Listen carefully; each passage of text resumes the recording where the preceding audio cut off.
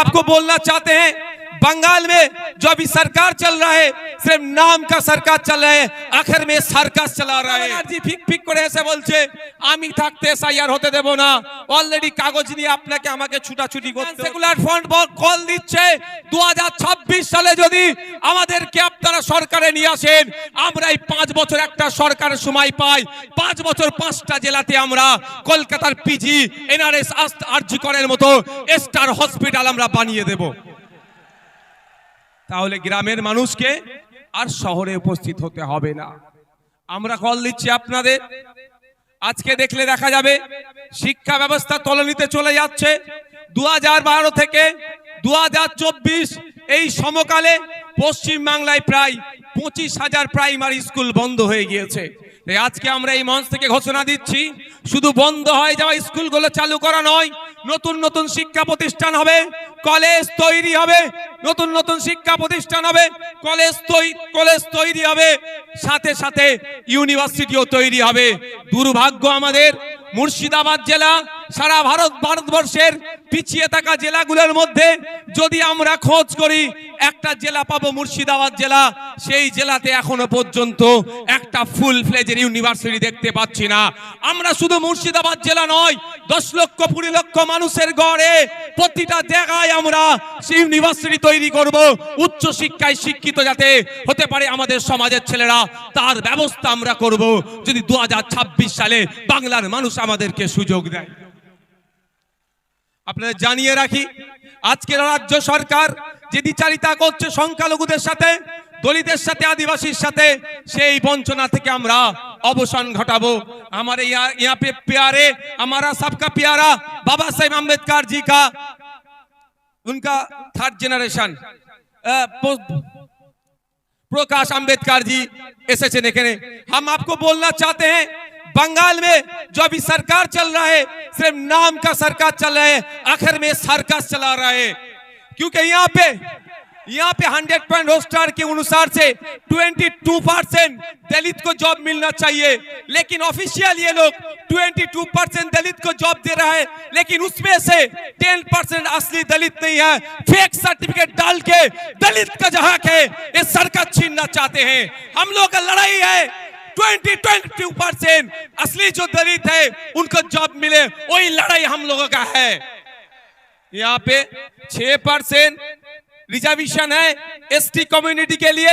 दुख की बात है बंगाल में 1 करोड़ आदिवासी नहीं है, लेकिन 1.5 करोड़ एसटी सर्टिफिकेट प्रोवाइड किया गया है। इसका मतलब यही होता है जे 6% जो है, जब उसमें से असली जो आदिवासी है उनको नहीं मिल रहा है, उसको छोड़ के जो नॉन आदिवासी है, जो आदिवासी के जो संरक्षण है, जो रिजर्वेशन है, उसमें से वो लोग खा जा रहे हैं। तो हमारा मंच इस दिन आज यहाँ से ऐलान करना चाहते हैं, अगर हम लोग सत्ते में आएंगे 22% जो दलित के लिए जॉब है, रिजर्वेशन उनको सही से मिलेगा, 6% जो आदिवासी के हैं वो मिलेगा। साथ में रंगनाथ मिश्रा जी का जो कमीशन है, बैकवर्ड क्लास का जो माइनॉरिटी मुस्लिम है उनका जो 10% देने के लिए बोला है, हम लोग देंगे। 100टा चाकरी होले 10टा অনগ্রসর মুসলমান চাকরি পাবে, 22টা দলিত চাকরি পাবে, 6 জন আদিবাসী পাবে প্রকৃত। এর ব্যবস্থা আমরা করব যদি 2026 সালে আমাদেরকে নিয়ে আসা হয়, আমরা করব। আমরা এই মঞ্চ থেকে কি বলছি, আমাদের অধিকার পরিযায়ী শ্রমিকের অধিকার, ইন্টার স্টেট মাইগ্রেন্ট লেবারস অ্যাক্ট 1979 কেন্দ্র সরকারের আইন। এই মাইগ্রেন্ট লেবারদের এই যারা নানান রকম অত্যাচার অনাচার হচ্ছে এইগুলো বন্ধের জন্য। কিন্তু দুর্ভাগ্য আজকে এখানে যারা উপস্থিত হয়েছেন মুর্শিদাবাদ, মালদা, দিনাজপুর রাজ্যের বিভিন্ন জায়গা থেকে এসেছেন, যাদের অনেকের বাড়ির লেবার ছেলেরা মাইগ্রেন্ট লেবার হয়ে ভিন্ন রাজ্যে কাজ করছেন, আপনাদেরকে জানানো হয়নি inter state migrant labour act 1979টা কি। ওখানে প্রত্যেকটা যে মাইগ্রেন্ট লেবার আছে তার অধিকার সুরক্ষিত আছে। কিন্তু দুর্ভাগ্য আমাদের ওই বইয়ের পাতাতে সুরক্ষিত আছে, বাস্তবে কিন্তু আমার শ্রমিকরা সুরক্ষিত নয়। তাই আপনাদের বলবো, যদি আপনারা আমাদেরকে সুযোগ দেন 2026-এর জন্য, শুধু আপনারা নয়, আপনারা আজকে বাড়ি যাবেন, বাড়ি গিয়ে মহল্লাতে, ক্লাবে, মাঠে, ময়দানে, হাটে বাজারে, যে বাসে ঘাটে যেখানেই যাবেন, একটাই কথা, যে আইএসএফ কে বা সুযোগ দেওয়া হোক। আইএসএফ এই চোর ডাকাত গুন্ডা মস্তান গুলোকে সরিয়ে দিয়ে সুষ্ঠু সমাজ ব্যবস্থা নিয়ে আসবে। যে এই সমাজ ব্যবস্থায় সরকারি কর্মচারীরা তার হকের দিয়ে পাবে কেন্দ্রীয় সমাহারে, যে সমাজ ব্যবস্থায় শূন্য পদগুলো পূরণ হবে, বেকারত্ব দূরে সরানো হবে, যেই সমাজ ব্যবস্থায় আনিসের বিচার হবে, তামান্নার বিচার হবে, তিলোত্তমার বিচার হবে, যে সমাজ ব্যবস্থায় নারীরা তার অধিকার পাবে, যে সমাজ ব্যবস্থায় কৃষক তার উৎপাদিত ফসলের দাম পাবে, যে সমাজ ব্যবস্থায় আমি আপনি মেহনত করছি, আমার আপনার শ্রমের মূল্যায়ন হচ্ছে না, এই শ্রমের মূল্যায়ন হবে, মিনিমাম ওয়েজেসটা আমরা বাড়াবার ব্যবস্থা করব। যে এই সমাজ ব্যবস্থায় নারীদের হাতে শুধু 1000-1200 টাকা তুলে দিও নয়, নারীদেরকে ক্ষমতায়ন করতে গেলে আমরা মনে করি কম করে 5000 টাকার ব্যবস্থা করতে হবে। সেই সমাজ ব্যবস্থা আমরা নিয়ে আসবো। তবে হ্যাঁ, 5000 টাকা দেওয়ার সাথে সাথে রাজ্য কিছু কাজ বুঝে নেবে। এই সুষ্ঠু সমাজ ব্যবস্থা আনবো, যেখানে বর্ণগত, জাতিগত, ধর্মগত, নারী পুরুষের কোনো ভেদাভেদ থাকবে না, যেখানে সবাই আমরা মানুষ, আমাদের সামাজিক পরিচয় আমরা যেটা সেটা নিয়ে মাথা তুলে বেঁচে থাকবো। সেই সমাজ ব্যবস্থা নিয়ে আসবো। বাংলার মানুষ যদি 2026 লোক বিধানসভা নির্বাচনে আমাদেরকে সুযোগ দেয়, তবে আপনাদের উপস্থিতি প্রমাণ করে দিচ্ছে যে বাংলার অলিতে গলিতে ইন্ডিয়ান সেকুলার ফ্রন্টের যে জয় জয়কার হবে, সেটার আপনাদের উপস্থিতি আছে কিন্তু প্রমাণ করে দিচ্ছে। আপনারা মাঠে যারা আছেন, আপনারা হয়তো বাইরে যেতে পাচ্ছেন না, আমি তো একটার পরে এখানে এসেছি, আমি বাইরের অবস্থাটা একটু ঘুরে ঘুরে দেখছিলাম। আপনারা এখানে যে রকম মানুষ আছেন, এর কয়েক গুণ বেশি মানুষ বাইরে শুধু ঘুরছে, জায়গা পাচ্ছে না বলে।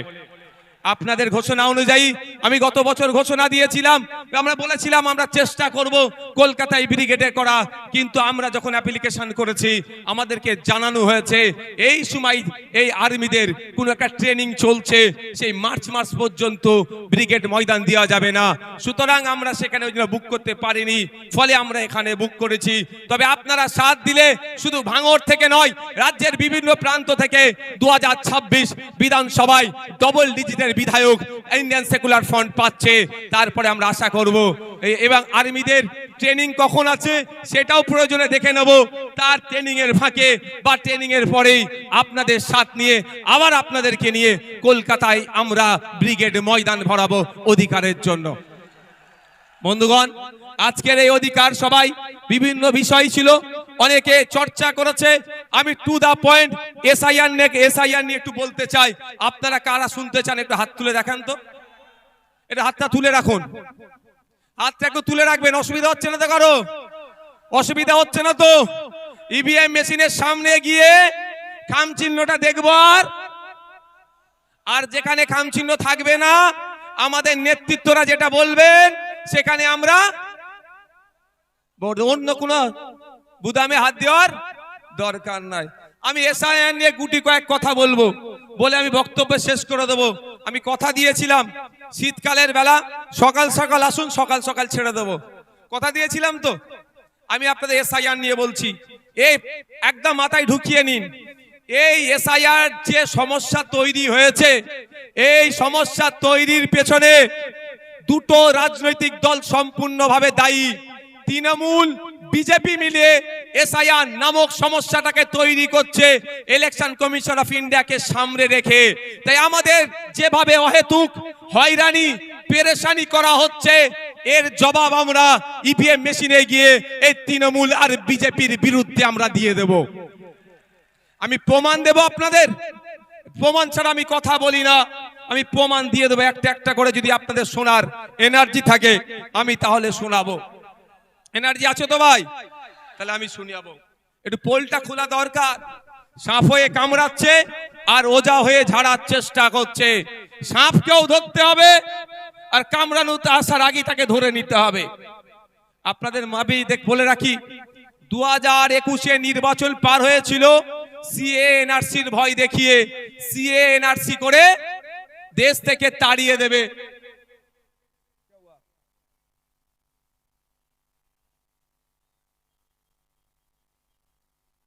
সংগ্রামী যৌথ মঞ্চে যে মঞ্চ আছে তার উপরে ছেলেরা উঠে গেছে, নামে যাও ভাই। এই উপরে যারা উঠেছো নামে যাও, একদম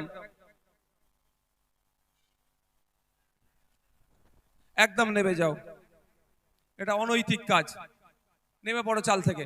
শোনেন ভাই, এদিকে তাকান। 2021 সালে নির্বাচন কি দেখিয়ে পার হয়েছিল? বিজেপি বলেছিল এসআইআর করে তাড়িয়ে দেবো, এই বিজেপি বলেছে এনআরসি সিএ করে তাড়িয়ে দেবো। আর মমতা ব্যানার্জির দলেরা কি বলেছিল? যে তাড়াতে পারবে না, আমরা আছি। এখনো বলুন, এই 2026-এ নির্বাচন আসছে, এসআইআর করে ভোটাধিকার কেড়ে নেবো গল্প শোনাচ্ছে শুভেন্দু অধিকারী, আর মমতা ব্যানার্জি ফিক ফিক করে এসে বলছে আমি থাকতে এসআইআর হতে দেব না। অলরেডি কাগজ নিয়ে আপনাকে আমাকে ছুটাছুটি করতে হচ্ছে, আমার নামও নোটিশ এসে গিয়েছে। নোবেল জয়ী বিখ্যাত মানুষ অমর্ত্য সেন্সারের নামেও অপদার্থ কমিশন নোটিশ পাঠিয়েছে এই বিজেপি তৃণমূলের পাল্লায় পড়ে। শুধু তাই নয়, স্বাধীনতা সংগ্রামী, মুক্তিযোদ্ধা, বীর, ভারতবর্ষের অন্যতম শ্রেষ্ঠ আইকনিক ব্যক্তি, তার নাম নেতাজি সুভাষচন্দ্র বোস, নেতাজি সুভাষচন্দ্র স্যারের পরিবারকেও এই নোটিশ পাঠিয়েছে।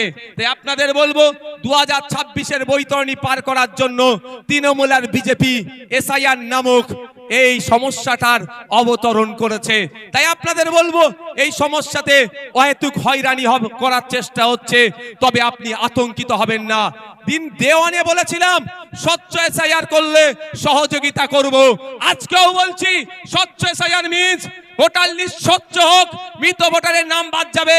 একাধিক জায়গায় ভোটার লিস্টে নাম উঠেছে, বাদ যাবে, যার অস্তিত্ব নেই সেই ভোটারের নাম বাদ যাবে। প্রয়োজনে আমরা সহযোগিতা করব, কিন্তু স্বচ্ছতার নামে নির্বাচন কমিশন যে অহেতুক হয়রানি করছে এর জবাব দেওয়ার জন্য প্রশ্ন করেছিলাম আমরা নির্বাচন কমিশনে। শুধু তাই নয়, আপনাদের এই নওশাদ সিদ্দিকী খামচিহ্ন নেতা সুপ্রিম কোর্টে গিয়ে আপনাদের জন্য মামলা করেছে। আপনাদের বলে রাখি, দুটো কাজ এই মুহূর্তে মমতা ব্যানার্জি যদি করে, দুটো কাজ যদি এই মুহূর্তে মমতা ব্যানার্জি করে, হয়রানিও বন্ধ হবে, আতঙ্কিত হবেন না। দুটো কাজ কি কি বলে দিচ্ছি, শর্ট টাইম, আমি বেশিক্ষণ বলবো না, বলেছি আপনাদের। প্রথম কাজ হচ্ছে ওয়াল পার্টি মিটিং ডাকা। মমতা ব্যানার্জি ওয়াল পার্টি মিটিং ডাকুক, সমস্ত রাজনৈতিক দলের নেতাদেরকে ডাকুক। যেই পরিস্থিতি বাংলার স্বাধীনতা সংগ্রামী পরিবার থেকে শুরু করে, পীর পরিবার থেকে শুরু করে, বিভিন্ন ধর্মীয় পরিবার থেকে শুরু করে, বিভিন্ন যাদের সামাজিক প্রভাব প্রতিপত্তি আছে, সব সমেত সাধারণ মানুষদেরকে অহেতুক হয়রানি হচ্ছে, এই হয়রানি বন্ধ আমাদের করতে হবে। অল পার্টি মিটিং ডাকা দরকার। কেমন অল পার্টি মিটিং আপনাদের জানিয়ে রাখি, বর্বর পাকিস্তানিরা যখন এসে পেহেলগাঁওতে আমাদের দেশের নাগরিককে খুন করলো, সেই সময় অল পার্টি মিটিং ভারত সরকার ডেকেছিল। সেই সময় কংগ্রেসের পক্ষ থেকে বলেছিল পাকিস্তানের বিরুদ্ধে অল আউট যাও, আমাদের কোনো অবজেকশন নাই। আজকে মমতা ব্যানার্জি যদি অল পার্টি মিটিং ডাকে, মমতা ব্যানার্জি ডাকে কেউ আসুক আর নাই আসুক, ইন্ডিয়ান সেকুলার ফ্রন্ট যাবে বাংলার নাগরিকদের সাথে, সেখানে গিয়ে বলবে স্বচ্ছতার সাথে যে কাজ পশ্চিমবাংলা সরকার করতে চাই আমরা প্রস্তুত আছি বাংলার মানুষের জন্য।